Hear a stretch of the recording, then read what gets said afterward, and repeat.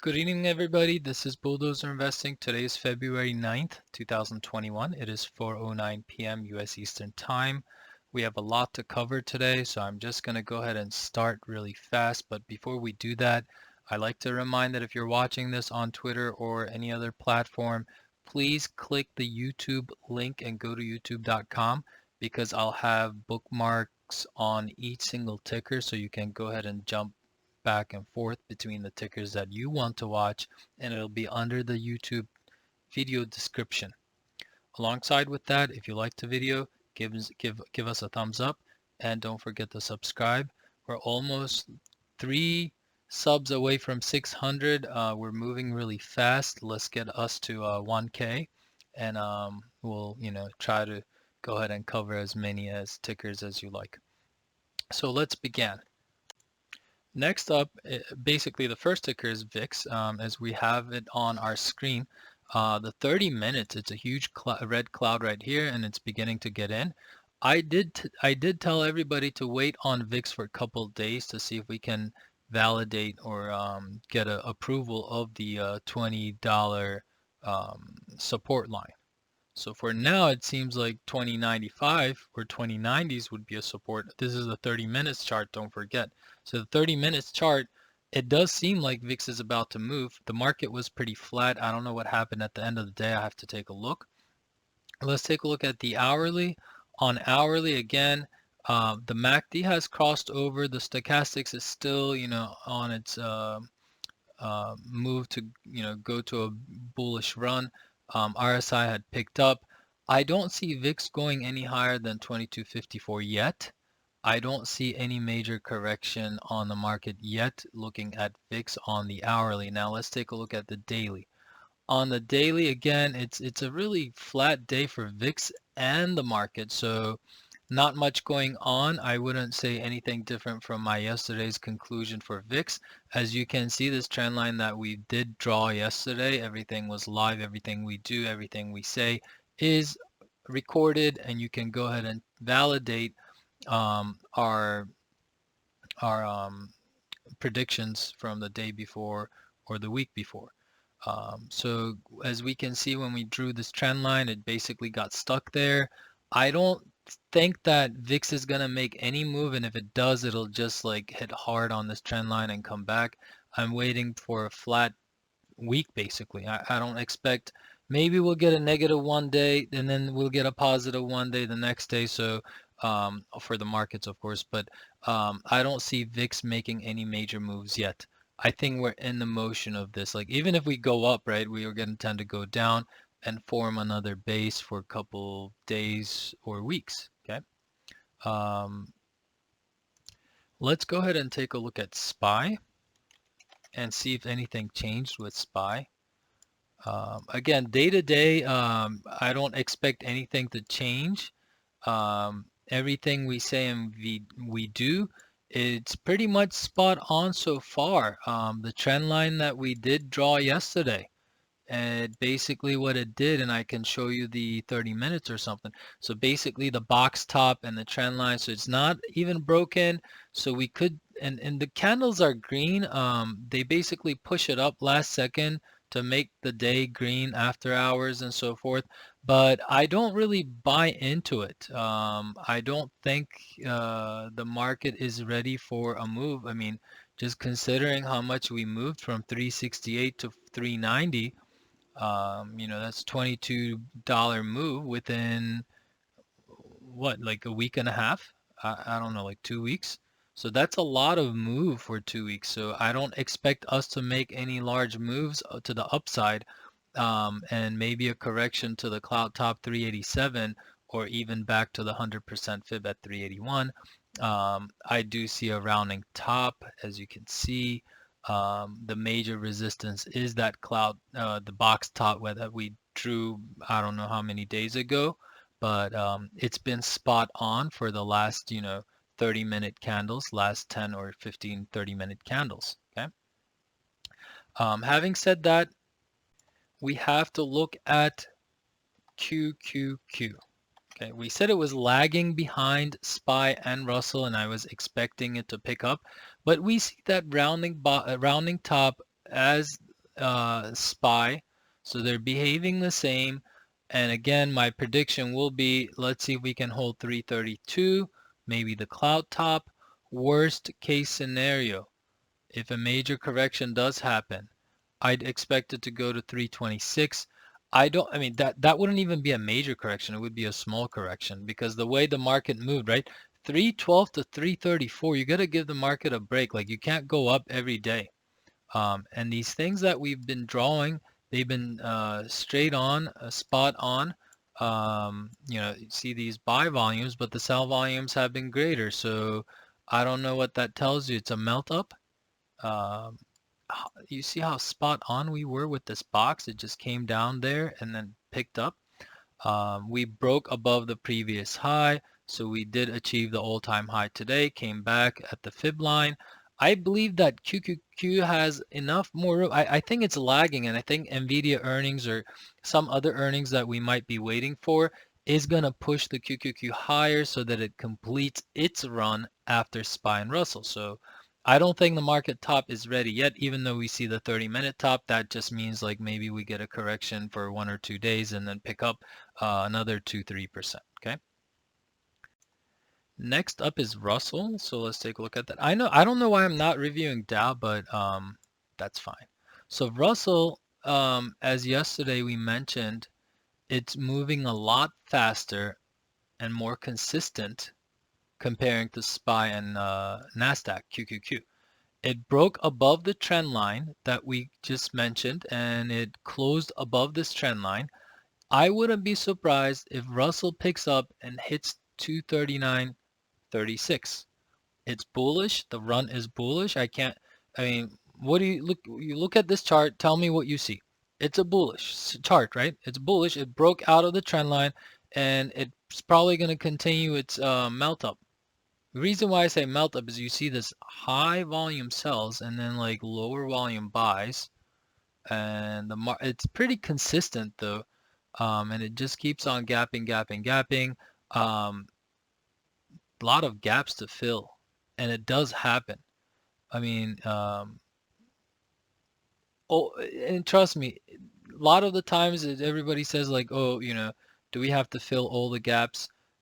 It happens. If it doesn't happen in a week or so, it happens within, months. But you tend to go back and break that gap or fill that gap. So that's what I have to conclude with Russell. I think it has more bullish run. It's just that if the market does sell off, I still do see that a lot of the large cap names are just flat, and these, marijuana names, all these,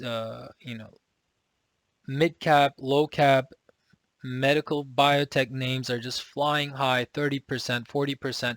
I think a lot of the traders are just on a gambling mode right now. A lot of the new traders from 2020, COVID traders, I call them, they think the market just moves up 30% every day. They just don't realize what they're doing to the market overall. They're damaging the market overall. It's unhealthy, and I don't want these people to get hurt, but just be on the cautious side that, you buy a name. If you make 5% a week, that's pretty good. That's darn good, actually. And if you do calculate it, 5% a week would, if you start from $1,000, you could all the way go all the way up to I'll find the formula for you guys and share it, but I think you could make $1 million just gaining 1% every day. I'm not sure what it was, but see, the thing is, they see these high flying stocks, 40%, 50%, 30%, 25%, and then they're driving away from, your large caps because it's boring for them, and they think the market just goes up 10, 15%, the stocks go up 10, 15% every day. And that's when you get a real casino, legal casino, instead of stock trading. So anyhow, let's move on. And next stock we're going to review is Apple. So I want to try to go very quick because I have lots of names to cover today. Apple is on the same side as always. It's above the 9-day moving average, but again, for the time being, again, a negative day is just flat. I want to see if Apple can break 137, 138 range which is again this critical top that we mentioned post split 4-to-1. It had that high and then it just crashed from 138 to almost $100. Now that it's a psychological high, as you can see, we came back, we went over, we came back. I wonder if we're gonna go to that 138 and just break above and ultimately go to 150. So again, I'm neutral on Apple. I'm watching carefully. I'm only going to buy it through a breakout or a huge bounce from a cloud top. Right now, it's just options premium melting. Don't go into Apple options if you're doing weeklies, because what they're doing is just milking away the premium at this moment. You don't want to be in this motion. You want to get a clear bounce and then get in. So Apple right now is neutral and it's moving sideways. Next request was Airbnb. I'm not sure if we have enough data for me to conclude or how their business is doing, but I'll try to chart this anyways. Again, like I like to say this, that when I can't chart something, I'll tell you straight up. There's no ashamed of it, because not all the charts are technical at times. So to me, the support right now on the hourly it's at the support of the cloud top. I believe that it could come back down to 191 for a real support, as you can see here, and it looks like it is on a cup and a handle motion. It could go up to 224. Where it could come down to is this range right here, which has been a good support. I'd say the lowest would be $170.59. I wonder what the earnings are going to be like. I mean, obviously the earnings are not going to be as good as what they, had their business was a lot better, obviously pre-COVID. Now that I doubt that nobody even travels, I don't know, they might have like a rent business. I have to do my due diligence on the company. They might not just be a vacation, rent company. It could be just normal, like you live in California and you rent a room or something, right? And you work there. I don't know what their business is up to, so I have to reevaluate that. Anyhow, what I did with this chart is I could go back and do this ABC instead on the hourly. For a better time frame. Yeah, I think this fits the chart a lot better now. 226, again, I said 224, that's fine. The resistance at, I will say 200. Cloud top is going to be your support. Stochastics is coming down. Let the internals rest a little. Have it do its sideways motion. I'd say that the best opportunity, if you're not in the name, and if it goes, and I don't like stocks moving. That's what I said about Apple. I rather had Apple move down before the earnings, and it didn't, and it just picked up and moved to 150 before the earnings. So I said, like, there's no, like, almost 150, not 150, but the same thing here. You want this to come down to your sweet spot right here and then get in. If it just moves up, there's no point, because it's going to sell off after the earnings, no matter what the earnings are. Just like Facebook, right? Just moved from, like, all the way, I don't know, like 20 points, and then with the great earnings, it just didn't go as high as people expected and just crashed down. So I don't want, if you're invested in this name, obviously that's not what you want. You want the stock to go down, even if you have the name, so that then the earnings could boost you up. This could be a mini flag as well. I can draw you that.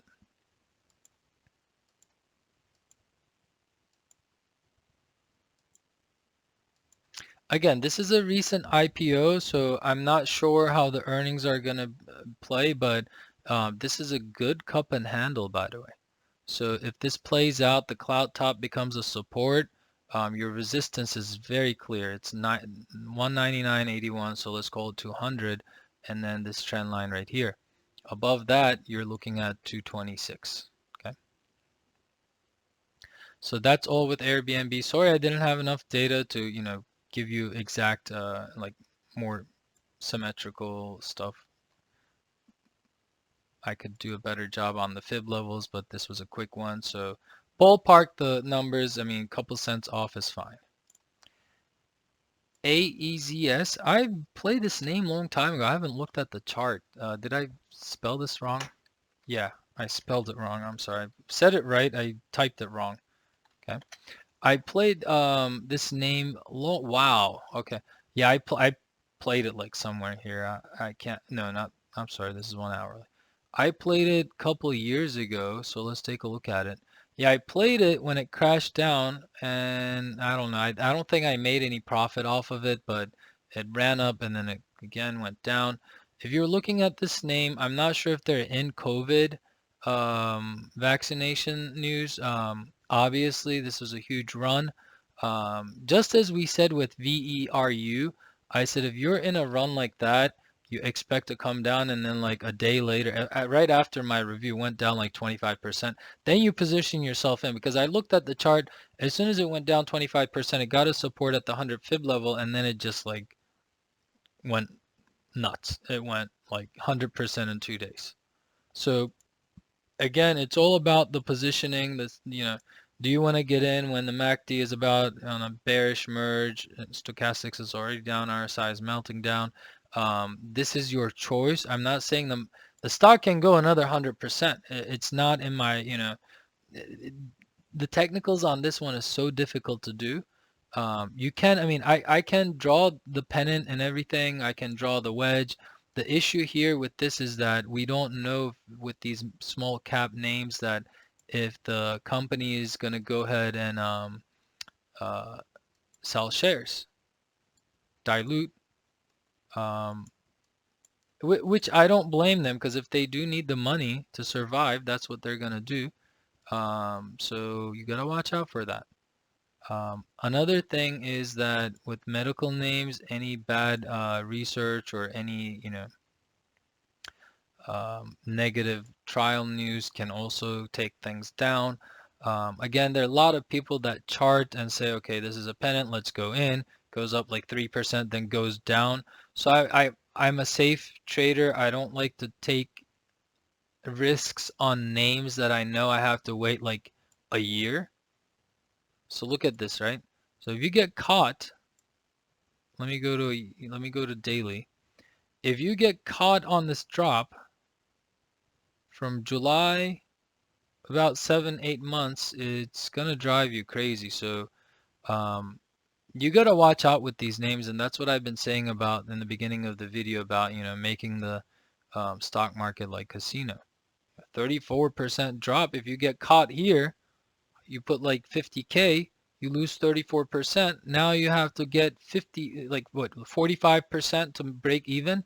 So you got to watch out for that. And I'm not going to babysit you on these types of things. You take your own, risk. It looks like, yeah, it looks like a pennant, sure, but what if it drops another 34%? I don't have the guarantee, because technicals won't work in such names when the news drop, okay? Next up is AZO. This is AutoZone. AutoZone is a solid company. I mean, like I've talked to people at AutoZone. Um, COVID, pre-COVID, post-COVID, their business is always good. Now the issue with AutoZone and other auto parts manufacturers, not manufacturers, but auto parts stores, how well, so if you're long term in this name, how well are they prepared for electric vehicles? Like, are they gonna, like, I don't know what are they gonna sell, like cabin filters? I don't know how Tesla's cabin filters, like, do you get it from AutoZone? I mean, if your car battery dies, you go to AutoZone. If you need to, get your Viper blades, you go to AutoZone or whatever, like O'Reilly, like other, I mean, there's so many of them, right? So the issue here is that all these electric car makers, are they going to have parts? Will they have parts that will be sold in these types of stores? If you're thinking long term, right? If you're thinking short term and you're in for a trade, it's a solid company. I mean, it makes like what? At here it said like $30.93 per share. That's ridiculous. This is an expensive stock. Now, I always had said that, okay, the small caps get you, better money, but of course you got to know how much money you have to put in those small caps. Like if you're putting 100K, you're going all in, just to let you know, you might get, down 30K in one day. So you got to set your limits and risks and maybe make, 30%. That's fine. I'm not complaining about that, but put enough money so that it doesn't hurt you if it goes, the other way around. So as you can see, this name right here on this extension, it's sitting between 50 and 60, 61.8 and 50% Fibonacci levels. The moving day averages look like it's about to cross over to a bullish run, MACD as well. To me, even if it settles down and hits the cloud top, overall this is bullish and it's heading way to 1300s. Okay. And then approximately 14. So what is this? Like 1,400. It could go all the way up there as well. So you got to it's a slow moving name. You can't make, 30% every day with this name. But is it a safe play? Not for the long, I mean, like, I don't know for the long run for the reasons that I mentioned about these car parts, right? Now you'll always have cars, gas-powered cars, and I like gas-powered cars for one reason only. I mean, they're environmentally, I don't know how their emissions are almost zero. I mean, I don't know how much we can trust, but um, at least I can fuel up, right? I don't have to wait like 3, 4 hours. So that's the only disadvantage with the electric vehicles, that if you're on a long trip or you're, going to, like, I live in Maryland, DC, Maryland, Virginia, Maryland every day, that DMV area, um, you're going to have to charge. The issue is not about charging stations, it's about how long you have to wait.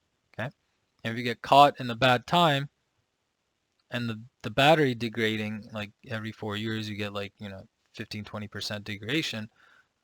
I don't know, I'm just ballparking. I don't know if those are the exact numbers, but those are the only issues I'm seeing.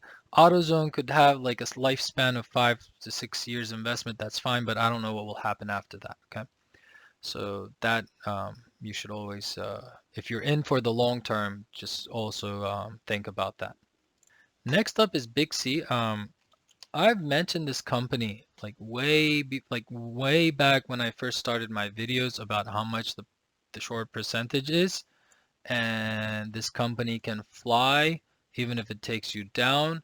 There's no technicals in this, and as you can see, like, the technicals are actually pretty good. It hits the spots, but I'm gonna go ahead and delete the Fibonacci, and the only thing I'm gonna show you is this.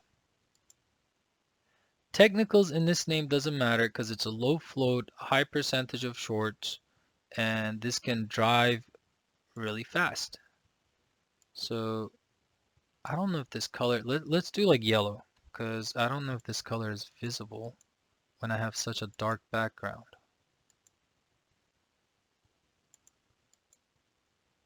Yellow, medium point, round top. Let's do like thick point, just to see if it's visually better. Yeah. So you see this rounding bottom, that's the cup, and that's the handle. Now this, I mean, for some people, you're like, how are you making up this cup and handle on every chart? But this is a very distinguished one. This is like ready, okay? It's at the cloud top. It broke the cloud top. This is ready. Now you get in this name, and this is how you play it, okay? And notice this yellow bar I drew right before. I said it needs to go above it. It'll at least go there. It went above, and look how it went back and retested. So, and it's like right at the cloud bottom, okay? So anyhow, you see this cup and handle. There's gonna be smoke coming out, okay? There's a nice cup of coffee, and it's going to go all the way up. Now let's figure out where it's going to go. Okay. Again, when you invest in these companies, invest as much as you're willing to lose. If you put your whole portfolio, sometimes these can just eat your patience away. I've seen a couple of my friends that put, like, they went in, went out, went in, and like it just, like, right here, this meltdown was crazy for them and they lost their patience. It's like, $80 to $57. That's like nearly, 87 to 57, that's $30. That's a lot. How much can you take the pain? That's my concern when you're investing in these companies. Make sure you invest and you have enough dry powder to go ahead and, average down. These are the levels I'm eyeing, okay? 92, 97, 112, and 137 if this cup and handle plays. Obviously, this long-term downtrend has been broken down. This cloud top has been broken upwards. If it retests down to 74, I wouldn't be scared because it'll be totally healthy for the next move. That's fine. So it'll go like this. So what will happen, let me go ahead and take another screenshot.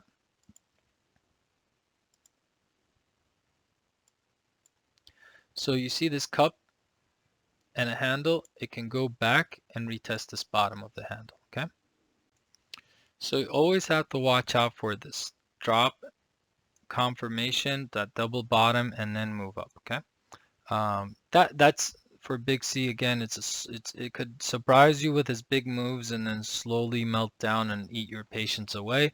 So having to know that, that's how you should invest in this company. Eventually, it could just shoot up and go to 176, which I think it will eventually. It'll get that huge run, okay? But you just have to be patient, and I'm really happy that it broke out the cloud, and there's so many people that I know that has this name. You just have to have some patience in the game, okay? So next up is BNGO. Now I've charted this name a couple times. I've charted it for a lot of friends, and it's moving technical.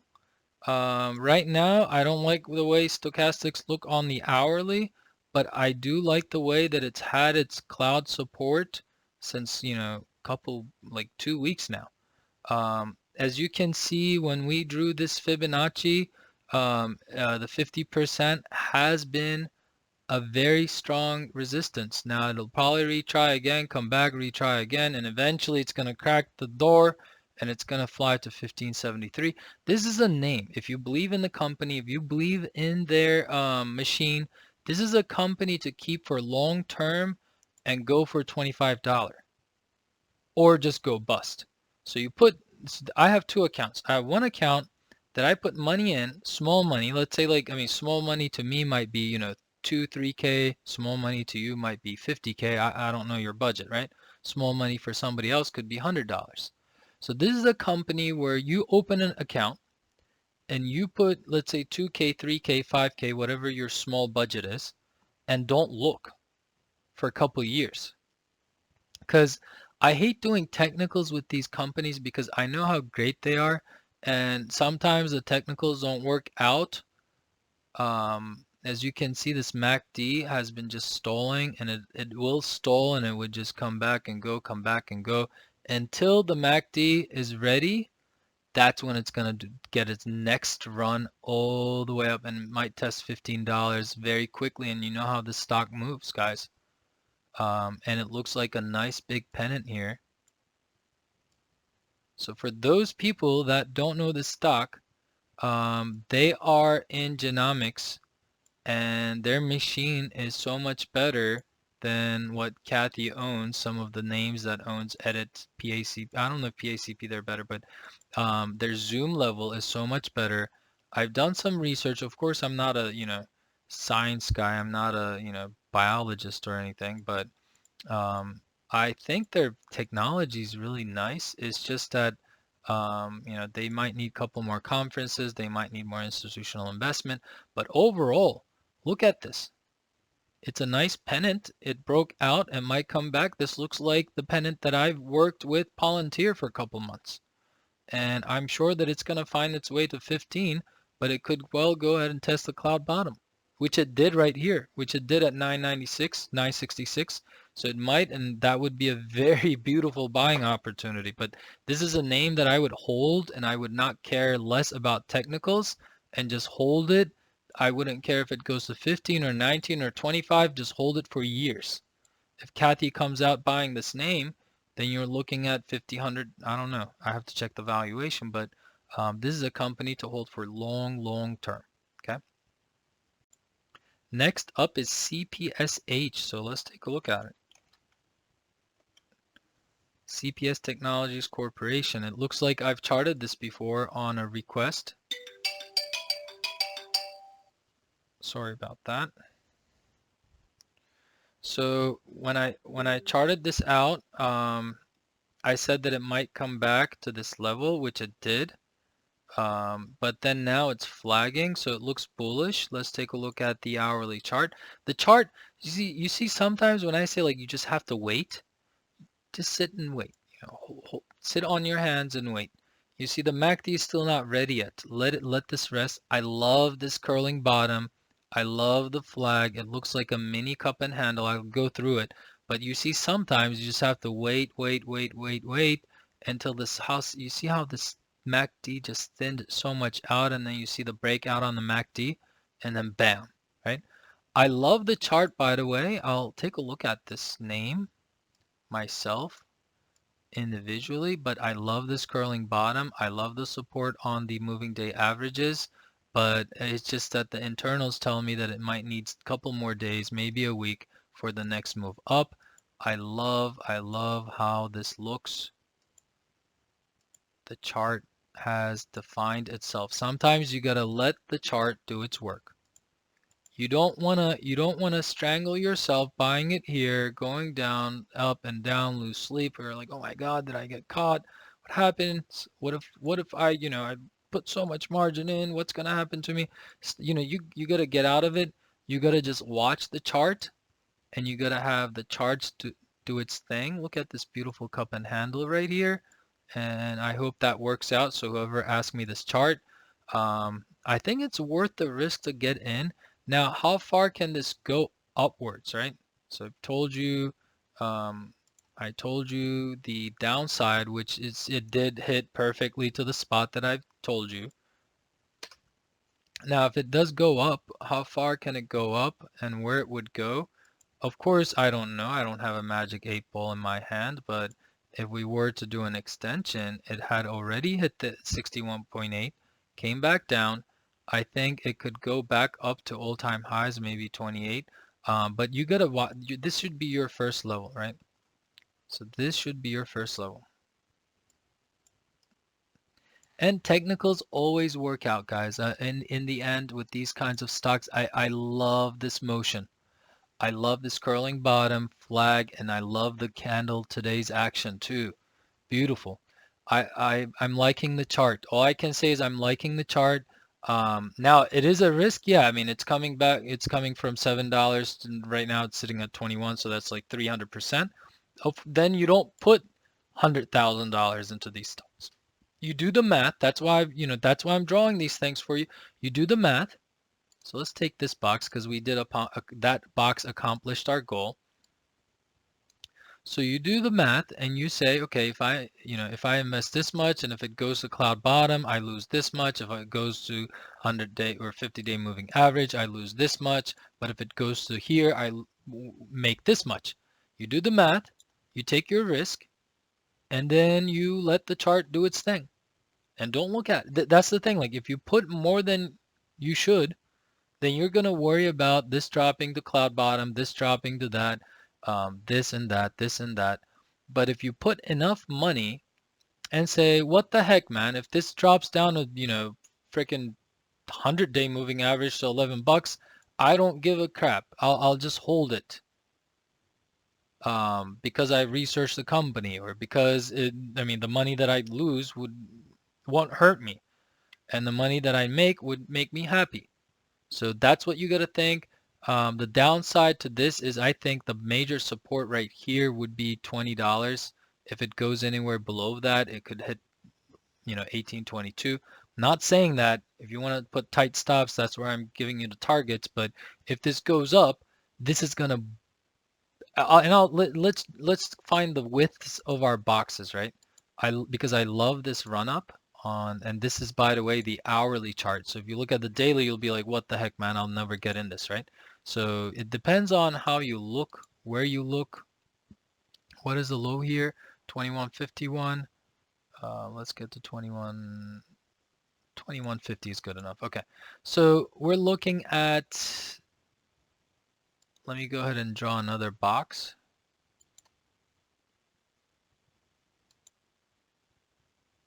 There you go. Okay. All right. Will that do you good? Did I do a good job explaining? I hope I did. If you're in this name, I love this cup and handle, the flag, everything about the moving day averages being supportive. MACD is still not ready. Wait for a couple more days. Maybe it'll drag you down a little bit down to 2115 or something. But when the internals are ready, this is going higher. Okay. Next ticker on the list is Corsair. So let's take a look. I don't know, it had its earnings in the morning. Not bad earnings, I'd say. And it basically what it did on the daily is hit the 61.8. And now you guys can see how accurate our drawings are. Because you all know that when I say it could retrace back to the fib levels, the moving averages, and it did that in one day. Came back. Now what happened here is basically, remember I said when we reach the top of the channel, in which I've also highlighted here, and the 100% fib, that's it, the end of the move, and you want to buy it at the 61.8 or 50% fib levels when it retraces back. And it did that, and it picked up. So it closed the day around 44.70, which is right around, where is 44.70? Right around here. It's the bottom of the candle, basically. Right here, not the bottom, there's a long VIX, so it's bullish, but I'd wait for another gap fill around 443.27 and then move up. The stock is bullish. The stock is going to go higher. My ultimate target is 52 and then 62, but when you see these short-term waves and it like behaves the way it does, you want to make sure you buy the consolidation and sell at the right spots. If you're going to keep this long, I'd say that this fib extension is accurate, and I'd say 52.38 should be your first goal. Okay? FSR, Fisker. I mean, I know what the company Fisker is. It's just that I haven't like done any like research on their financials and their models and how far they're out of their actual production, or are they actually mass producing, or how much they're selling. I don't know that detail. Now, do I need to? I don't think so, because if you look at Tesla, they never sold as much as cars in the beginning, and then they picked up eventually. Good support on the 100-day moving average, resistance at the cloud top. It's just sitting at no man's land. Yeah, there was a V-shaped recovery and then came back. Yeah, you can say, okay, this is a long cup and handle, but again, I don't know the company, and when I don't know the company and their financials, and this you can say it's an inverse head and shoulder, and eventually it could run up really high. All of those are good points, so I'll take a picture and show you what I mean by inverse head and shoulder. So you have the shoulder, head, and the shoulder. You need confirmation. You need to break out of this cloud top in order for me to be bullish. The thing is, you can also say, let me delete all this, right? You can also say this is a cup and a long handle. That's also fine. It's just that I need confirmation. I wouldn't want to get in here. I wanted to go in. I want to see this round bottom. It's good. It's a slow moving stock. Obviously, it's just zigzagging. You want to get out. You want to get in when the cloud confirmation, the breakout confirms the move higher. Okay. Now you want me to draw where it could move higher, like what levels could it move? I can do that. However, I'm saying that it's not a confirmed move yet. Okay. You're basically looking at the all-time highs area right around this range. Of course, I could have drawn the extension many different ways, but I like this. like the fact that the inverse head and shoulder is pretty good, or the cup and handle. It's just that I need more confirmation. The cloud break over the cloud could be the confirmation, so I'd wait for that. Okay? It's pretty much coiled up, so you can also do this.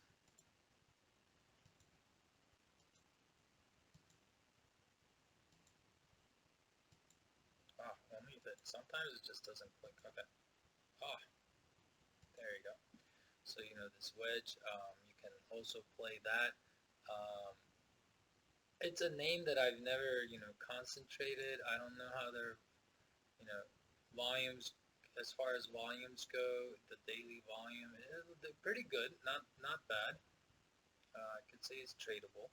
It's just that the trading range for the last couple of months, it's been just like same. So let this be your support. If it breaks down, that's when you get out. If it breaks out, which it seemed like it did, but the 50-day moving average kind of stopped the run and the cloud top, which seems bullish. Today's action seems bullish. The last time it did that, it hit the cloud top and came back. So let's see if it does that and just confirms the breakout this time. Okay. I went over FUBO. I keep telling I have FUBO on my Journey account, and that's the only name I have on my Journey account. As somebody mentioned on the video, on the Twitter handle, I tweeted that the 9-day moving average, notice that it still couldn't close it. I said it needs to close above it. 47.17, I think that was the number, and it couldn't. It went back. It went above like 48 something at one point, 48.60s. It was looking good, 48.70s. Let's see what it was. 48.78, which is good. It's higher than yesterday's high, which is good. But somebody had mentioned, what about the bearish crossover? It's you can have those bearish crossovers, and it'll look like it's about a crossover. So something like this, and it just goes up. So until and unless, and look at this, right? Looks like a crossover, and then bam. So right now, it's still okay. Even a little crossover and a little pull over, because as long as you're above the cloud, as long as you get the cloud, so MACD is not the only indicator, right? However, the stochastics and the MACD seems like it wants to go down, but it's following the overall price trend. So if you look here, the trend from here to here, okay? And then the trend that goes down from here to here is the same trend with the price motions. So that being said, like I follow MACD, stochastics, the internals, the moving day averages, but you got to look at the overall, like the history of the chart itself. So sometimes when I say like I need the history of the chart, that's what I exactly mean. I did say that, by the way. I don't want to sound too bullish, but I did say that the cloud top or even the pitchfork bottom, which is 41.92, is still in the play. I'm just ready for it. And what I'd like to say is that we need to I like this support, and we'll look at the hourly, but I was excited today that we were going to close over the 9-day moving average, and we couldn't. Forced 47.17. I tweeted it. And as soon as I tweeted it, it went right above, and I was so happy, and then it just filled the gap right here and went down. We still had a green candle. That's pretty good. Now let's take a look at the hourly just to see things in more zoomed in. Okay. So this is what I mentioned on Twitter, that if we were to break, it's a cloud bottom resistance, but if we do break out, we're probably definitely going to 51 again. But we couldn't. We came back. I'm wondering that tomorrow's action, just like you guys are. So last time the support was the 48.50 level. Now it's acting as a resistance, and the moving day average is on the hourly chart 20 days acting as a resistance. So let's see tomorrow. We have to pick day by day, but overall, so higher lows, that means it's good, and this could be a double bottom, and if it does, we can draw another extension to figure our next move.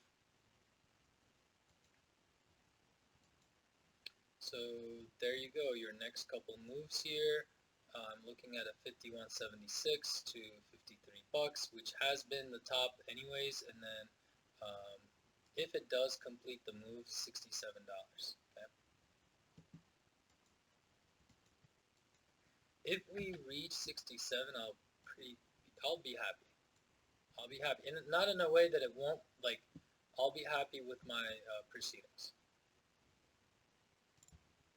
Next up is GEVO. I recall going over this. Let me take a look. No, I haven't. Okay. On the hourly, it's flagging, but it's below the 90 moving average. Let's look at the daily first.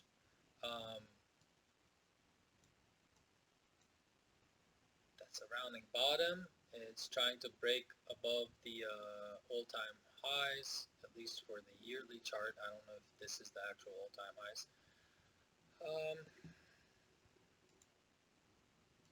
Again, I don't know if this is a medical name or a medical marijuana play, but you're looking at a range of, conservatively,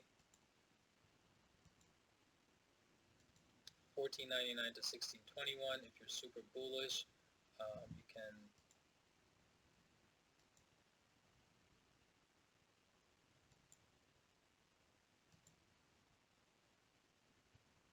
follow this trend and make sure that if you get a bounce back from 12.66, your next move will be $20.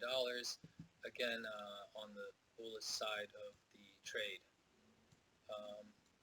I don't know what the story behind this name, so it's important to know the story before you invest. So I don't know what that is, but the MACD seems bullish. Stochastics bullish. So everything is good. Internals are good. 9-day moving average on the daily looks good. It's been a support. If it does pull back, I'd expect the 1244 and then next run up to 14.99, 16.21.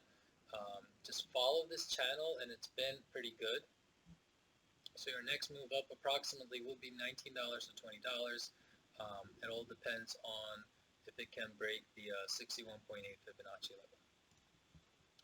Next up is GNOG. Okay, let's take a look at that.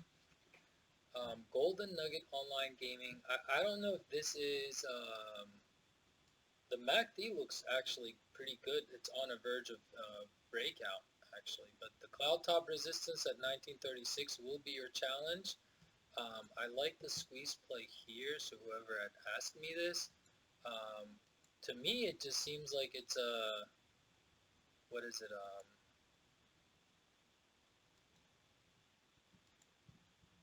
cryptocurrency mining company maybe, because it says online gaming golden nugget. I don't know what it does. It might still need time, so watch out for the 100-day moving average as a support, which is 1754. Your resistance is sitting at 1932. Now it's a big flag, so let me give you the scenarios with this one. If it happens to break out of the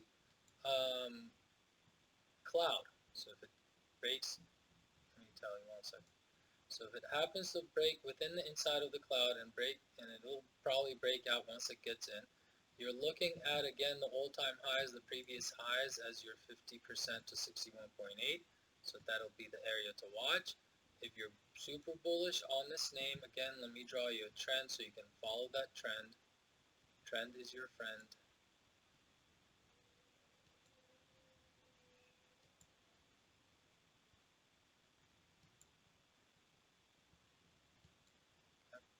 So anywhere, so I could see that it could go to 33, and that would be, what, 1836 would be 100%. So you're looking around 90% move on this one. But again, I need to research the company. This could be a pretty good squeeze, but I don't know yet if it's going to go above the bottom of the cloud. That would be a signal to watch for. Okay? And another signal would be the 100-day moving average hold. Okay? I don't like the future cloud turning out to be red, so it better get inside the cloud. Okay? So those are the levels you can watch, and let me know how that works out. Sometimes I review these and forget. So something like this, right? We're at here. Okay?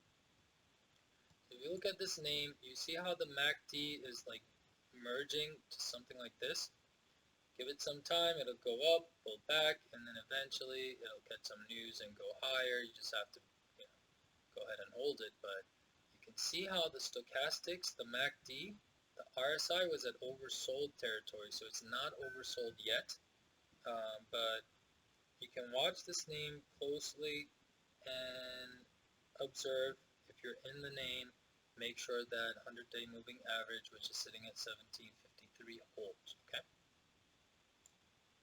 LAZR is another name. Luminar is the company's name. It's coiling up, guys. I basically said it yesterday. Nothing had changed. Basically, an indication of a strong cloud support, which is what we wanted to see. This is called the Ichimoku Cloud. For those who are new to my channel, I strictly follow Ichimoku Cloud on the breakouts or on the long, the long side, long bias side or short bias side. I strictly follow this. It's coiling up. It's still not ready yet. I mean, the MACD, the MACD, and the stochastics and the MACD is not ready yet. Okay, but it is darn getting like it's stretching out really well. And while it's going down and fixing itself, I don't see the price going down as much, which is a positive thing. Okay? Yeah, we had a whole lot of sale here going on. This is kind of like FUBO, how it's had its run and then the sell-off with the shorts, fill the gap, okay? And that's what I meant by earlier, like when I said it'll always fill the gap, regardless it's within a day or a week, regardless it's in a couple months, bam, it filled the gap and bounced, okay? So we are seeing a rounding bottom, okay, which is positive. Upside to this, as I've said yesterday, is 56.64. Nothing have changed since yesterday. I'd be happy if you guys like make sure that if I had covered the stock and the stock is just coiling, like it's not ready. I don't have to do this 2 days in a row so we can go over different stocks, but basically the cloud top support today was crucial and it looked really bullish. The stock is also supported on the 50-day moving average as well. So it looks good so far. Let's go ahead and take a look at the next ticker that was requested, LLIT. So first time I'm hearing this, Lian Luo Smart Limited Company. I've honestly never heard. I don't like to do technicals on charts where I don't see any volume bar. Maybe my volume bars are just not, I mean, let's do this. You see what I mean? Like how low the volume is. I don't know, maybe because there's so much outliers and the regular, you're less than sitting. So these charts are, I hate when I have to chart a name where it basically has no existing volume. And all of a sudden, it's split 1 to 8, okay, got a volume. So I don't know. I don't want to chart a name where you have huge splits and then huge spikes with high volume and then low volume. Now, if you want me to tell you what's going on with the company, the MACD is about to cross over. The stochastics are about to cross over. MACD looks good. That has a 9-day moving average support, which is good. The issue is on these names, technicals almost never work. It's a speculative play. Usually there are groups in the names and they like to, pick the stock when they want to, drop the stock when they want to, when there's no volume, when there's no buyers. It's controlled by the groups. It's controlled, by even sometimes I mean, that I don't know if that would be a fraud, but people in the company can buy it.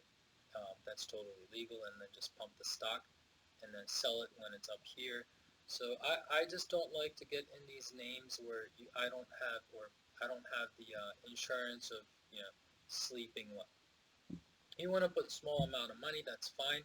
Now, I'm not putting crap on the stock or the company itself. It's just that looking at the volume, of course, it has broken above this cloud that has been going on, and it's been trending for over a year, and it's been on a bullish run. I don't know what the story is. Maybe if you can write to me from Twitter or YouTube and let me know what's going on, I can evaluate. But I wouldn't want to speak too positive because then it would look like I'm pumping the stock and people will get in, and I don't want people to do that. Please do your own due diligence. Even though the stock looks bullish and strong, I'm not digging the volume.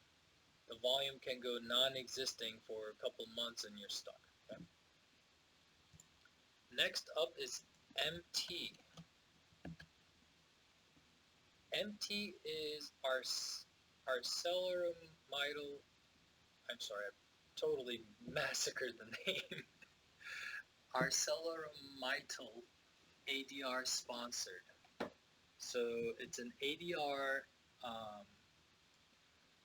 Everything about the chart, the stochastics is on a bullish. I'm sorry, stochastics. I need to change the places. I keep saying stochastics first. So the MACD is bullish. It's on a bullish merge. Stochastics bullish. RSI is going up. I love the cloud bounce. I love the curling bottom, and that's my move. The moving day averages are about to cross over, and you get a support on the moving day on top of the cloud. Everything in this chart is bullish. The chart is bullish. Okay, and it broke this trend, broke above the trend. That's a critical thing that I wanted to make sure to say. It's on a run. Now, how far the run can go would be the magical question, and maybe why you asked me in the first place to review, right? Seeing this, so I'm always conservative with the numbers. I'm not one of those pumpers that will, skyrocket with my, put rockets on my cover video and say something is going to the moon. My first target would be 2677, 28, 24 on this name. And with that move, what else do you want? It's pretty good. If it goes higher, 40 bucks, but it's a slow moving stock. I just like the internals and everything about the moving averages and how it bounced off the cloud top and it had a curling bottom. This is what I mean. A lot of people say, what do you look for in a chart? This is what I look for in a chart. Good volume. So it has to be liquid. It has to be tradable. Company has to be legit. I don't know about the company, obviously. It's an ADR, so I don't know where the company's from. We can take a look. I don't know if I click on the name. No, it doesn't work.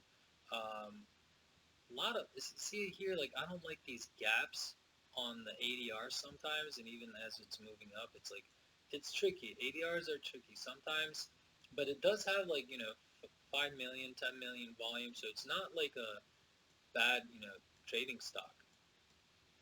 So one thing is the volume. Second thing, I like to look at the internals and make sure that the internals are coming off from the bottom and crossing towards up.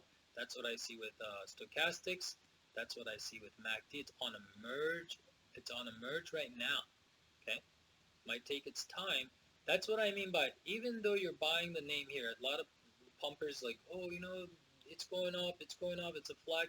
What it will do is, yeah, it'll go up for the short term, but then on the longer term of things, it'll go down and eventually you'll fail. So when you're catching a name, when the MACD merges down, stochastics are going down, RSI is going down, and you want to just get the bounce and get the heck out. Because in the long term, you're going to go down. Okay. So MACD, I like this merge. And the stochastics, again, the merge. And the RSI is picking up.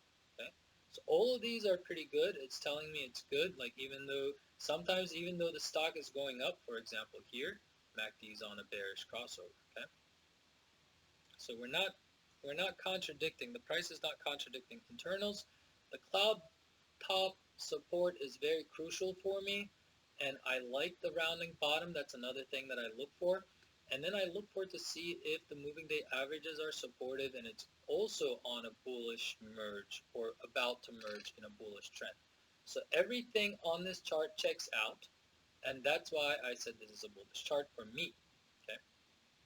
If you want to draw a pitchfork, if you want to do this, so pitchfork theory is that you can go and, I'm not a master of pitchfork, so there you go. You can pick the top and the ABC type of thing. There you go. And you usually get the length of this. Okay. Activate the trend line. Get the bottom, of course, that I couldn't get the bottom. There you go. So according to the pitchfork theory, if you do want to get a time, this is not me giving time, this is the pitchfork. So sometime end of, I'd say like beginning of April, this could very well, with news or anything, it could move towards the $33 area, which is at 100% fib level. So you can also do the pitchfork. And sometimes what you're going to do is sell at the midline. Like if it touches here, if the midline and the time being that, you know, they meet up, so the 50% Fibonacci at 2677. So if this stock moves and hits the middle of the pitchfork, the 50%, and also the 50% on the fib line, then you sell and you wait for the bottom of the pitchfork and maybe where the top cloud top meets, and then you go for the next run, so forth. So it's going to be in motions. It's not going to just straight up go to $33. But again, that's your call. That's what I wanted to show you, how I chart things and how I do things, and just to give you an idea. Okay, and it's pretty simple.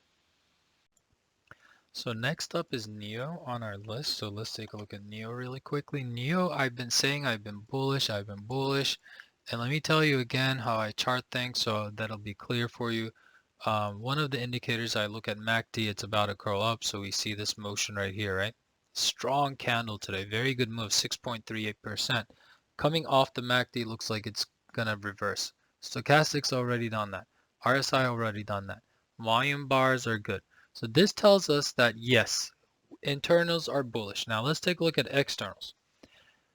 Above the moving day average of 20-day moving average, let's kind of zoom in and have everybody, and if you watch this on the monitor or TV, it'll be much better, but we mentioned this W, so I'm going to get to that W, but what I'm looking for is this established bottom, curling bottom, okay? Do we have that? Yes, check. Do we have the internals bullish? Yes, check. Is it over all the major critical moving day averages like 9, 20, 50, 100?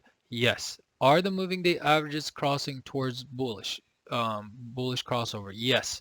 So everything about this chart is bullish. My first target is 66.96, 69.88. And then ultimately, my long-term target has been $94.67 on this name. Okay. Like it or don't like it, I don't care because this is technical. It's not emotional. I'm not here to chart what you like. I'm not here to chart what you hate. I'm here to tell you what the technicals are and how I chart things. First of all, and I forgot to mention that the run would be even better if it bounces off the cloud top. Now it's not bouncing off the cloud top, but it's okay because it's over the cloud and it's okay. And let's go over some of the formations that I observe, and this is just for educational purpose so you can see how I read the chart and just, you know, cross-reference of what you already know or what you might not know. So MACD, check.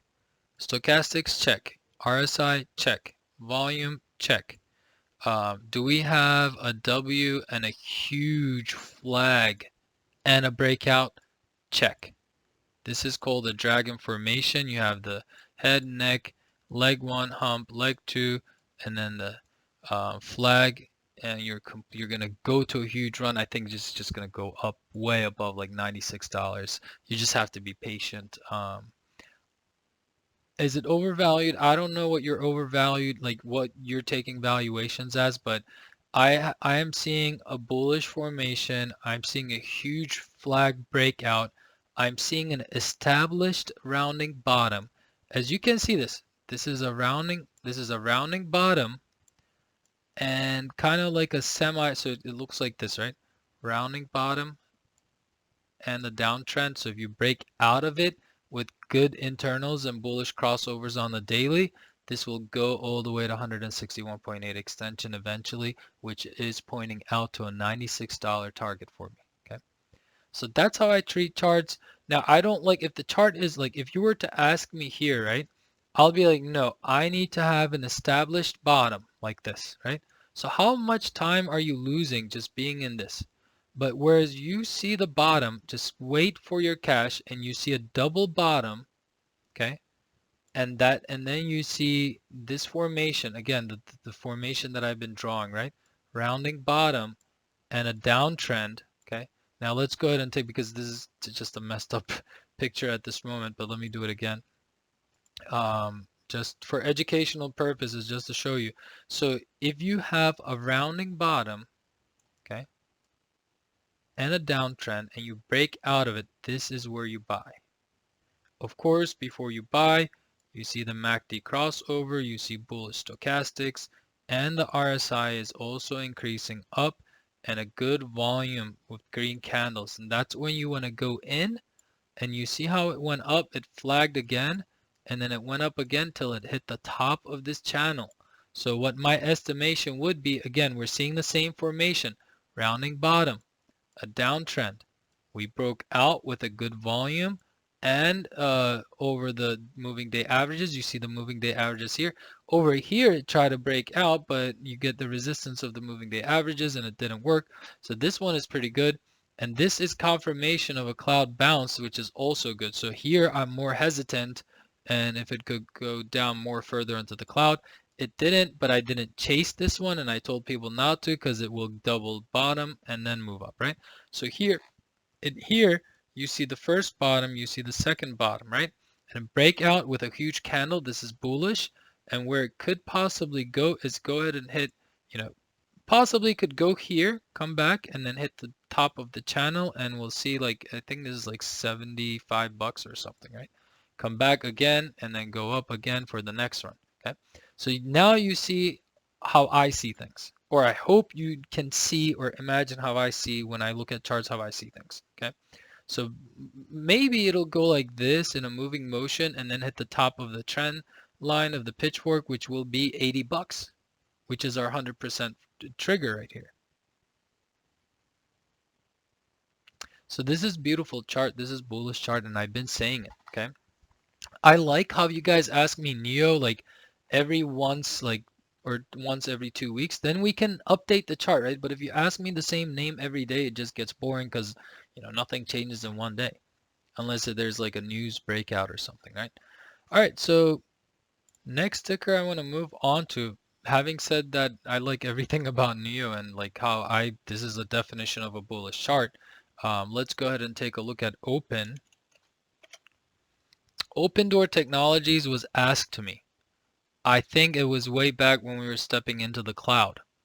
And I did say that wait for confirmation off another bounce of the cloud top, which had happened. You can go ahead and check my videos, guys. I have a bad memory. I don't know if you had asked me here when we hit the 50% fib line, and I said wait for a cloud top confirmation, and we just saw this on NIO's chart that when on the first breakout, don't chase it, because almost all the time when it hits the 50%, it always checks with the cloud again. Now this is a strong body candle. When was the last time we saw it here?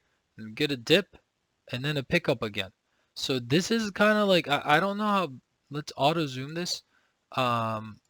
This is overall on a bullish trend, okay? And this chart is bullish. It's just that it's wavy, and you just don't want to look at this every day or even like once every 2 months. I like the crossover on the daily moving averages on the daily chart. MACD looks ready. MACD is a good cup and handle too. And then you get the stochastics ready. RSI is already picking up.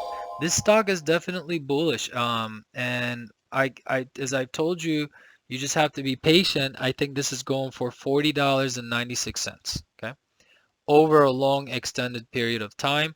It broke above the pennant. Now if it comes back down towards back of the down channel of the pennant again, don't get frustrated. As I've told you, this is a slow moving, a bullish pattern chart. You don't want to lose the cloud. I think the lowest point where you can actually get a support would be $24, but the top of the cloud seems like a huge support. I think this is what it's going to do. Let me go ahead and draw what it's going to do. So let's take a screenshot first.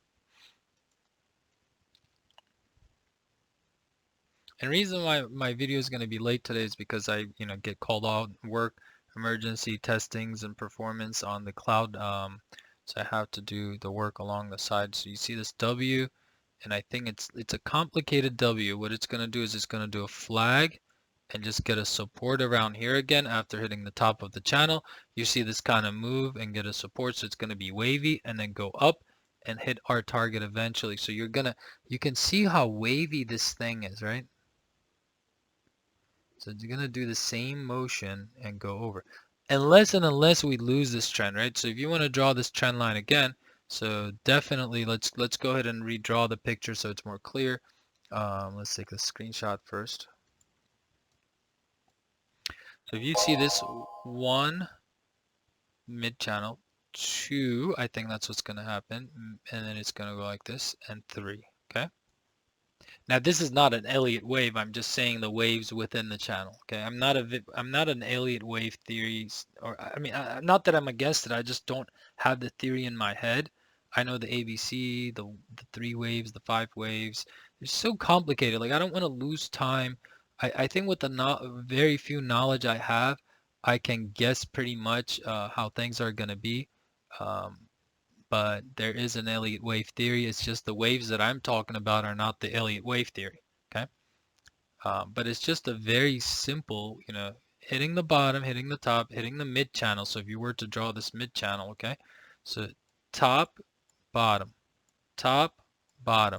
middle, bottom, top, bottom, middle.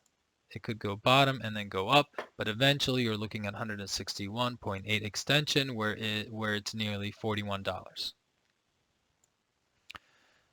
Next stock will be PENN. I think this is what the sports betting is, like DraftKings. I think this is a bigger company, so PENN National Gaming. It's definitely on a bullish run. I can say that. The MACD stochastics and RSI is still at the overbought territories.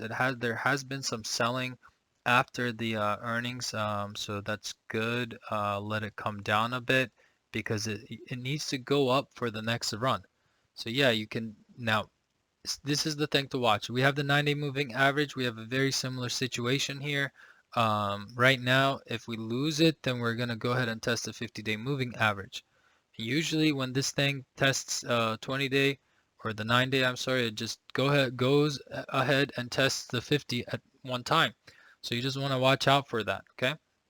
Let's see how far we can retrace down, right? So let's go ahead and take a look at the bottom and the top and see how far this could go down to.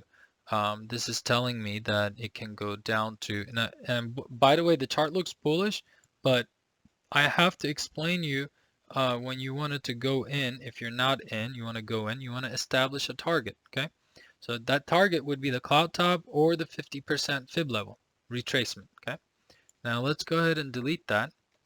And then let's go ahead and draw a pitchfork. A pitchfork can be simple as, let's take a look. I want to see first how far I can go.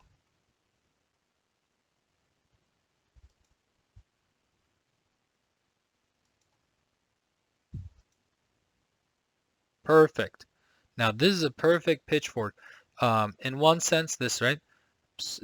Let me go ahead and tell you how you can figure out if the pitchfork is good and accurate, okay? So first of all, you see this line before even meeting the pitchfork, how it has been a resistance and a support and then bam, you're sitting at the bottom of the pitchfork. Now I can fix it and make this more accurate. I mean, a couple cents here and there, that's fine. You see how the midline has been a resistance, bam, right? So then it's been a support, bam, lost, covered. Now you hit the top of this pitchfork.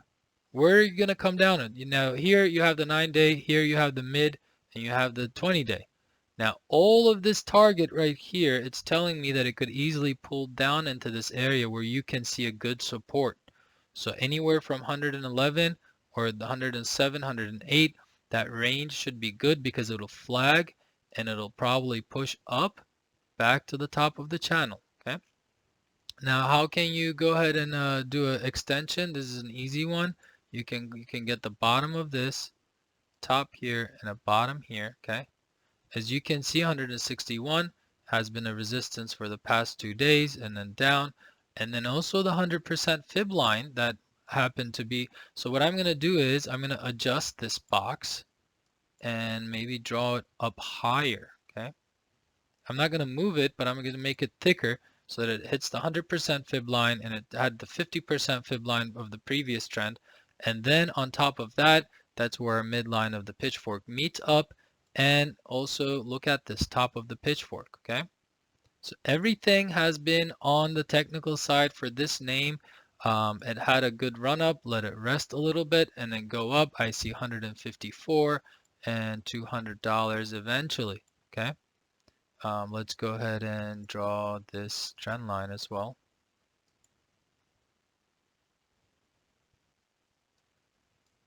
Okay. Yeah, everything tells me that this could at least come down 109.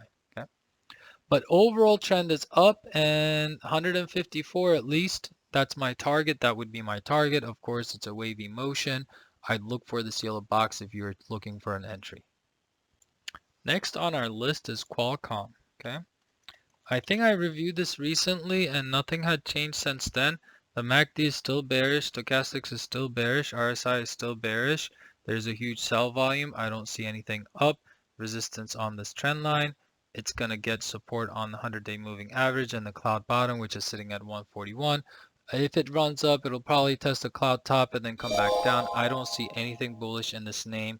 As I said, I don't know why on this earnings day, this is an institutional sell, and I don't know what the reason was, and I didn't investigate, but I wouldn't touch this name yet until it fills this gap right here.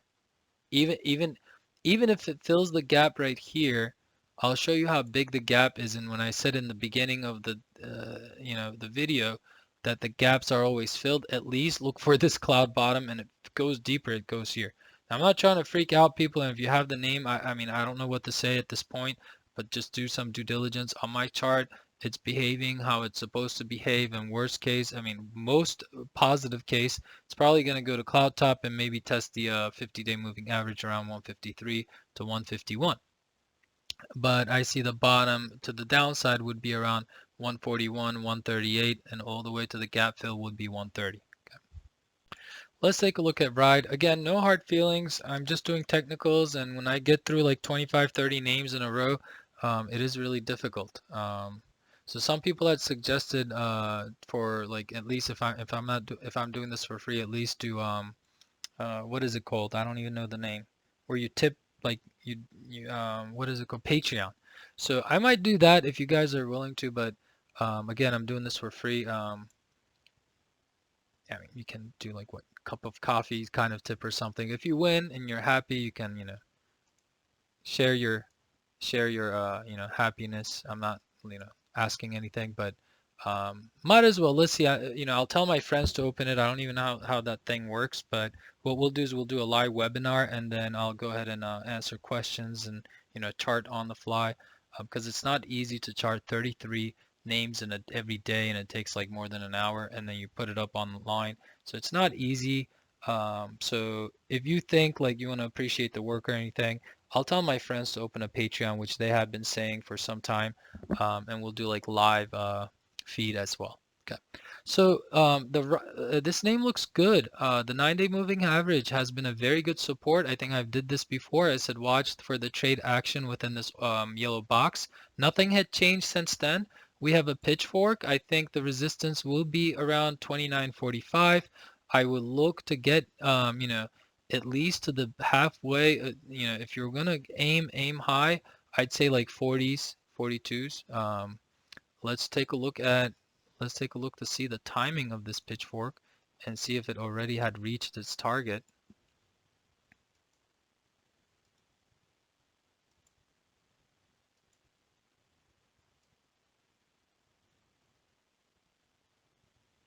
So the pitchfork is saying 32, but it hasn't reached yet.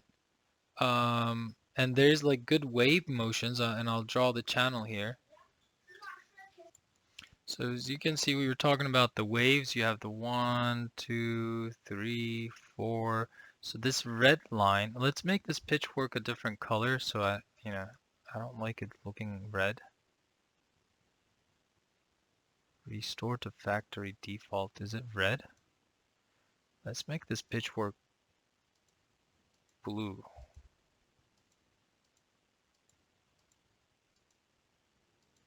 Okay. Now, if you see this, the upside resistance will be 29.47.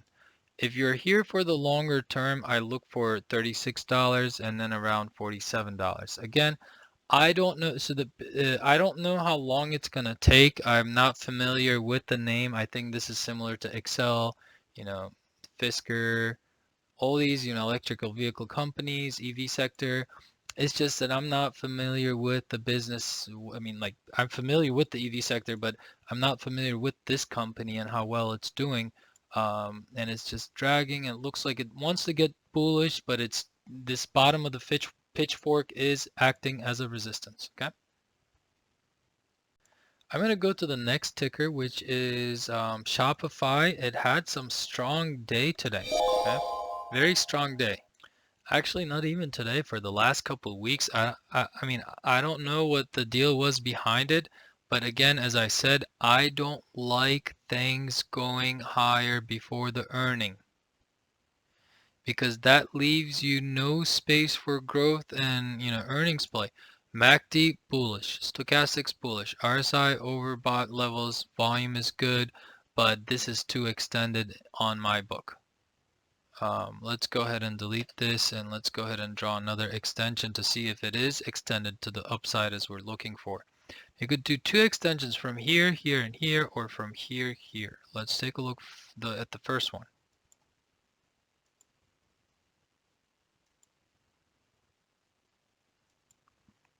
So for the first one, it could go to 1500s, okay?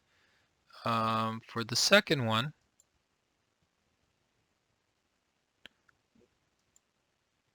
let's see which one worked better. Because you do want to see how well the Fibonacci's work before you pick one or the other. I think that the first one worked better. Now, if you want to go longer and do a bigger extension, you can do that as well from this bottom, this high, and this bottom, or even further down. This one is fine. I still like, yeah, no matter what, I still like the original, the first one we drew.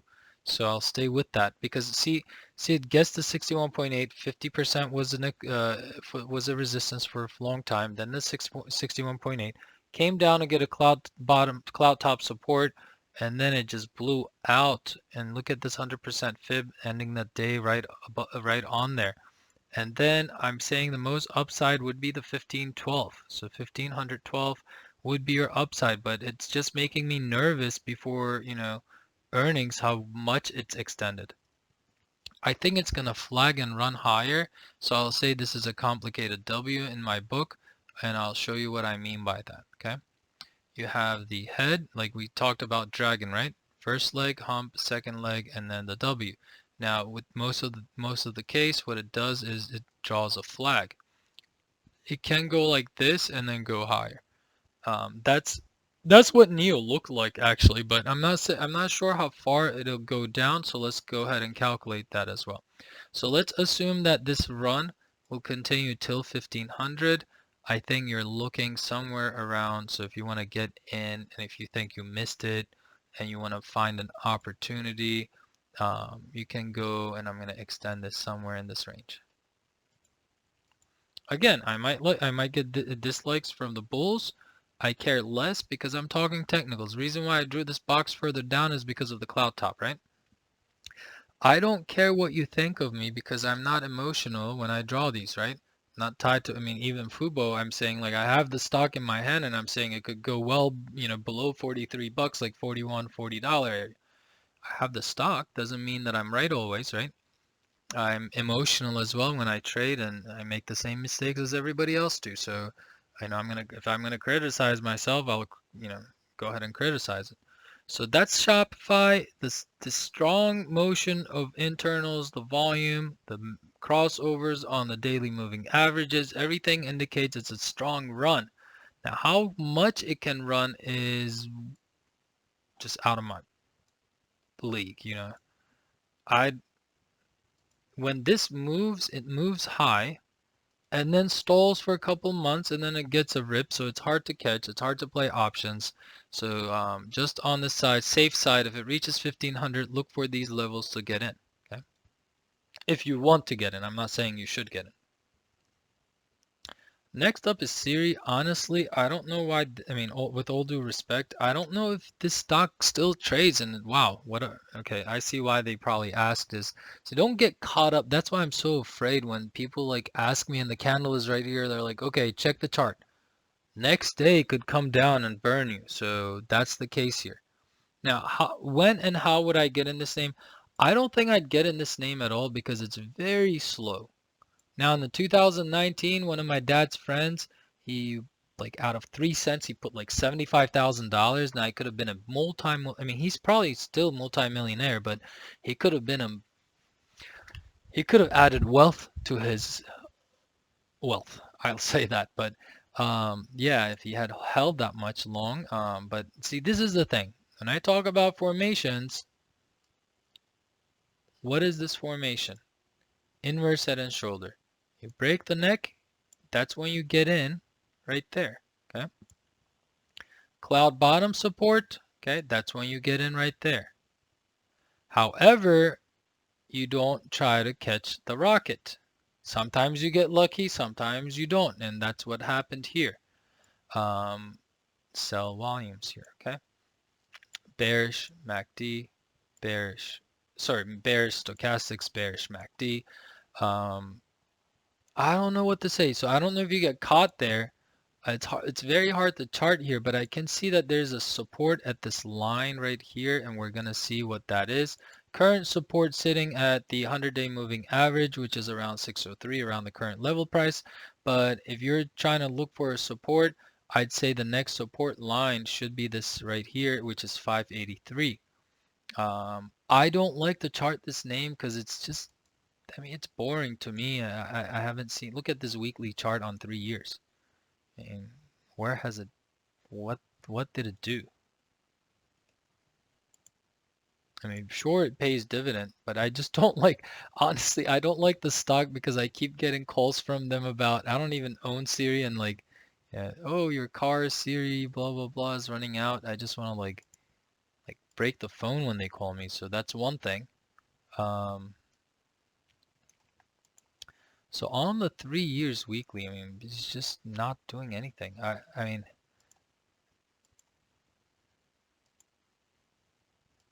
come on, just click. Okay, there you go. Looking at us. Oops, sorry about that. So you're looking to get a support somewhere here, the 578s, then yeah. This could be a flag. This could be a flag right here. Okay, that's also fine, but again, we're talking about each candle is a week. How long of a patience you have? Look at these weekly candles. I mean, only time I really buy it is if it hits this like trend line at the bottom and it just gets a huge run. But I'm not going to say anything about this chart other than the support would be around 580s, 578, somewhere there. Okay. You just want to watch the name before you get in. This just has a boring action. You know. So speaking of action, new technology, yeah, Momo stock, Snow.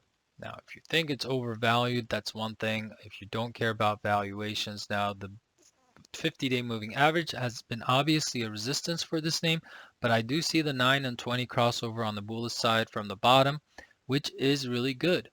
I don't know why I drew this yellow box, but it does seem like it's in the range right here. I like this double bottom. I don't like the fact that we're still underneath the cloud. This could very well go to the bottom and so forth. Don't get sucked into 3, 4, don't get sucked into these runs. I'd wait again. I'd wait for a confirmation. What do I wait? Okay. Now you get the internals good. MACD, stochastics, and RSI is good. But look at this. you can do two things. Let me show you what. So one thing you get excited about, a couple of day runs, but then if you look at the overall picture, internals check off, right? But then there's externals as well. This could very well be an head and shoulder, and this could be the neck, or actually, I'm sorry, I can't even control the mouse here. This could be a neckline and it could break down. Okay, that's one thing. Let's go to the next move. So always consider all these, formations before you get it, okay? This could be a cup and handle, okay? Go up, that's one formation, okay? This could be a huge resistance, okay? This could be a rounding bottom. Now, I would want to confirm that, and what do I always say, guys? You want to do this, right? You want to do rounding bottom and a downtrend, and you want to break off from all the moving averages. So if you can count this as a huge rounding bottom, and we haven't completed that, you draw this thing, right? Can come down and forth until we break the cloud, we break all the moving averages. That's when I would get in right here, okay? And we haven't done that yet. So you have like 3 or 4 plays in your hand, that the mini cup and handle that we talked about, the huge, head and shoulder, but then we talked about this, semicircle type of cup and a downtrend and a break off from there, which that's my play. Okay, that's my play. That's what I go for. Because you can get sucked in with that little cup and handle we talked about right here, the flag. It can just hit at the top of the cloud and then come back even harder. We don't know that. Okay. Um, you just have to be patient. Everybody makes money. Your friends tell you they make 50%, 100%, they make $100,000. Everybody is on their own, okay? Everybody's on their own. You tell them congratulations, but that's you. Cash is the king. You hold your cash until the proper setup. You knock a 25, 30% and you do that, 5 times a year, you're set. Just to give you an idea, let me go over the names and finish them, and then I'll tell you like how stock markets should be played. Next up is Solo, and we'll go over that. Solo looks nice. So this is what I'm talking about. You see this like with the previous name Snow, where we had that cup and a flag. You see what I mean? It could go for a second, double bottom, and it could hang over around the cloud. Now we're breaking above the cloud. This is when you want to get it. Now, I'm not talking about this, I'm not talking about go buy Solo. I'm just talking about a certain formation. Let me take a picture of this and show you what I'm talking about. The rounding bottom and then the downtrend. Downtrend is broken and you're well above the cloud, and the cloud top is now support for you. And now, the moving, the internals are now bullish. Again, I mean, I've seen Solo's cars, honestly, like again, like I might get dislikes, but I care less, because I'm here to tell you the truth. So Electra Mechanica. Okay. Now I seen this car and I'm like, what in the world? Now you might live in a big city, but I'd rather drive a bicycle. I mean, like ride a bicycle or something. I mean, what if I get hit with this? Like I think I'm more safe just, riding a bicycle than driving this car. I don't know if it's safety ratings, but I mean, what the? I mean, I don't want to say anything, okay? You invest in the company for the chart, that's fine, but come on now, like, this is a ridiculous design. This is a 3-wheel car. I don't even want to say a car, but it's like a go-kart on electric 100-mile range. I mean, yeah, it's useful. Maybe like you need, you don't have that parking space. Maybe it's the city. Maybe you don't want to have too much maintenance. Maybe you just want to pay like 5,000. I don't even know how much this costs. Like if it's like $20,000, top speed is 80 at least. That's pretty good. Single occupant. I mean, obviously how small the car is. So, I don't know. I mean, it has like a lane access change. Yeah. Hey, you figure out, right? You get what I'm trying to say. Maybe it has like different cars or something. I don't know. Maybe it has like different. Yeah. At least this is a concept, I think.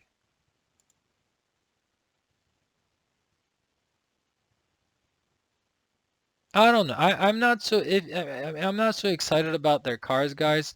So that's what, if you want to put like huge money into it, just want to tell you that, get ready for what the product is. So, I don't want to crush your dreams, but the chart looks pretty good.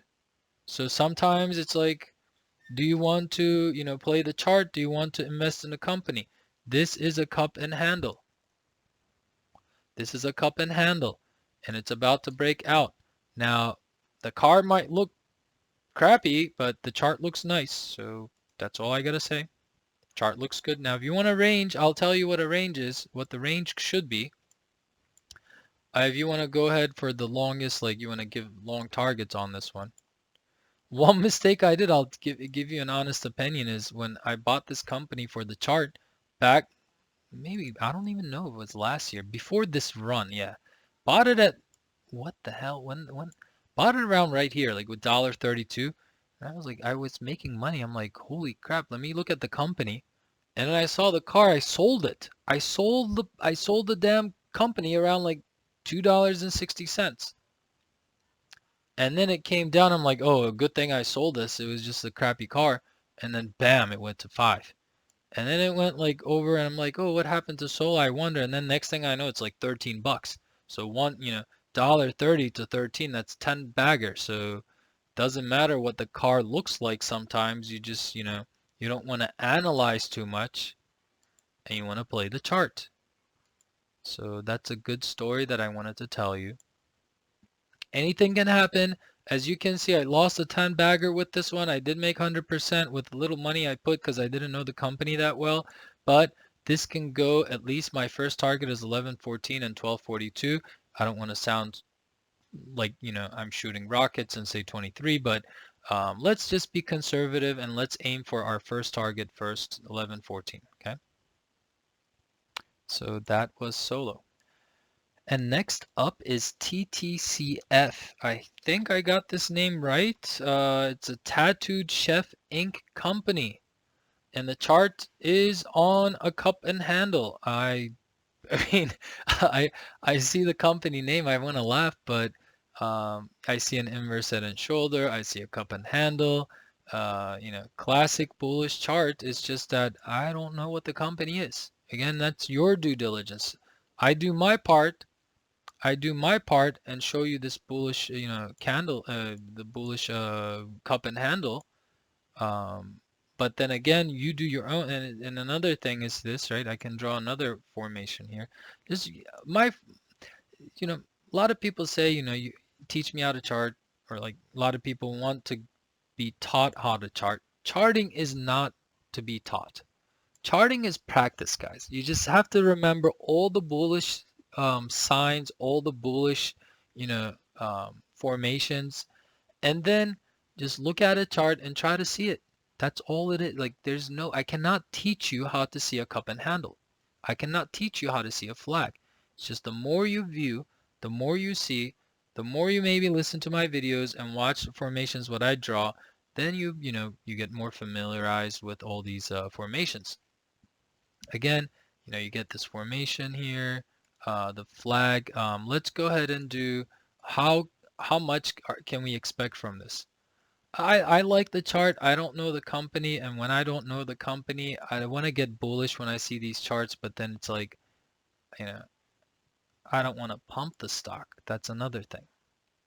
It's like, yeah, I want to say I'm bullish, but I mean, seeing the name of the company, Tattooed Chef Inc., I don't know what that is. Um, I want to be fair to the person who asked and respectfully chart it. And the chart, obviously, I've said, I mean, the chart looks really bullish with the formation. All I can say is maybe watch out for the clout top confirmation at 22.52, but the chart is definitely going to 28.38 and 29.85, let's say $30. And as you know, I'm really conservative on price targets. You can say, and I'll give you like how far it could go on this, the flag that we've seen. It basically, what it confirms is that it could go to 34.64 on the flag depth. Okay, So you want to look for 3464 as your ultimate target, but you want to watch out for when it hits 50 and 61.8 extensions. You want to sell, let it rest, maybe come to the cloud top, and then go for the next run. Okay, chart looks bullish. Pretty cool name for the stock, but the chart looks sweet. Okay. All right, guys, it's taking me 1 hour 40 minutes just to go over all these names. Excel again, nothing that I, say anything different from yesterday. The chart looks compressed. The MACD looks compressed, ready to turn around.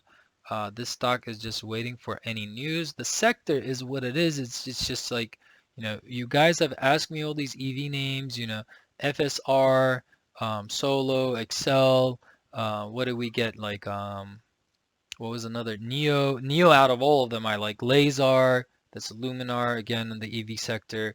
Half the stocks you guys have been asking is in the same sector. But you want to watch the sector. You want to be with the sector leader, and you want to know when the sector goes up, you want to get in. So again, rounding bottom, good sign. And we have this downtrend. What do we want to do? We want to test the cloud top, come back, and then confirm and run. So what do I want to do? Do I want to buy the big rip? No. Do I want to buy the confirmation? Yes. That's the cloud bottom. That's when I want to go in. Now you're going to say, why not just buy it here? It's cheaper. Well, I don't know if it's going to test this downtrend or this, this channel right here. So I want to take my time, and I want to be safe with my cash. And because there's a gap here too, don't forget. I want to be safe with my cash. I don't want to lock my cash because I can see an opportunity and dive in and come out. Okay. I wanted to get in VERU, and I couldn't. So I lost like 50-60% because I couldn't get in. So that's the story. So you want to get in on this confirmation that we've been talking about, the rounding bottom and a breakout, of course. What do you want to check? We want to check the internals, the moving averages, and so forth, the cloud top, everything. Okay. So that's Excel. Nothing that I've basically concluded from yesterday had changed. The moving day averages on 20 and 9-day moving averages are supportive. I want to see that rounding bottom, what I just showed you, break above the cloud top, come back to confirm the cloud bottom, and then run to the next level. Your next level on this one is 2242. All right, another EV sector name is XPEV. Again, like I don't know what it is, guys. Like I don't know if the market makers are watching the retailers going into these EV sector names and boring you out of death, and then till finally you get out, they're gonna move the stock or something. I mean, like I'm being, I'm doing like conspiracy theory, but it sounds like what it is. They're just testing your patience. It broke out of this.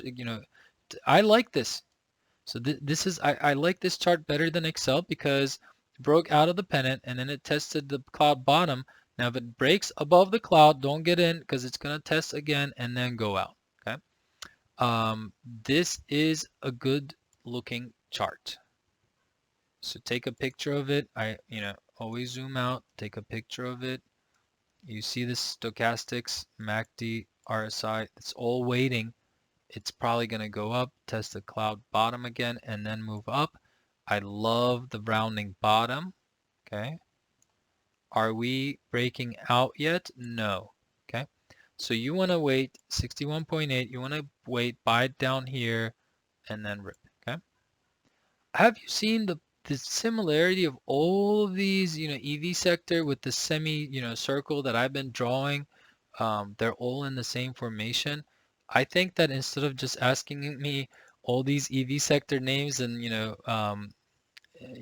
spending 40 minutes, I should just go over one name and they almost have the same chart. Out of all the EV sectors, I like NIO's chart the best. Okay.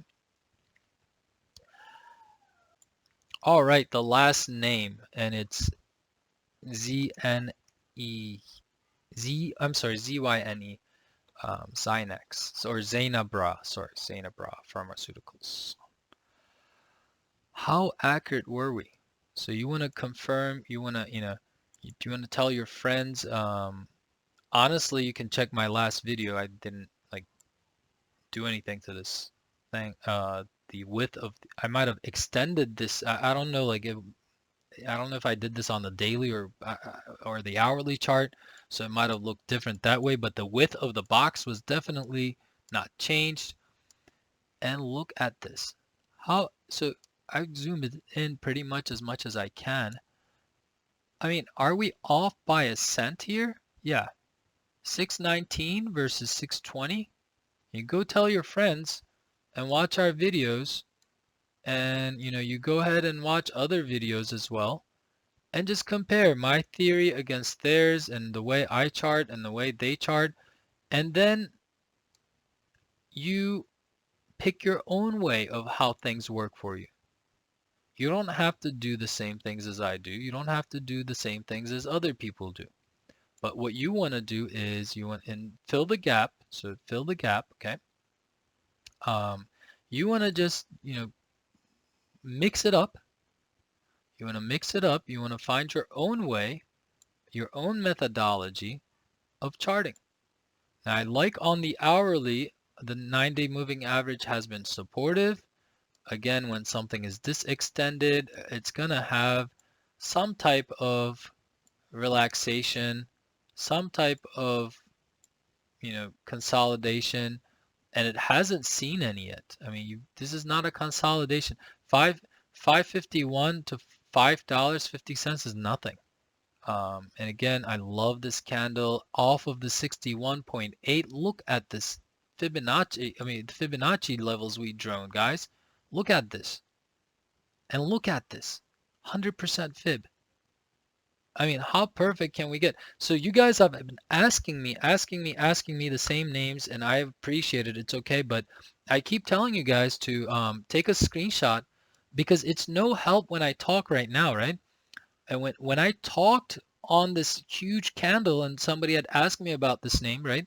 When I charted it and I gave these levels out to you and I put these boxes out to you, you're going to take a screenshot, and when the action begins, you know exactly where to buy, where to sell, where it can go, where the resistance is, where the support is. Okay? You have this name here, and you're like, okay, he talked about a 9-day moving average, bounce and support. He talked about Fibonacci supports. The 9-day moving average is basically the blue one. And if you can't take a screenshot, look at this, the blue name right here, and it says close 9. Okay?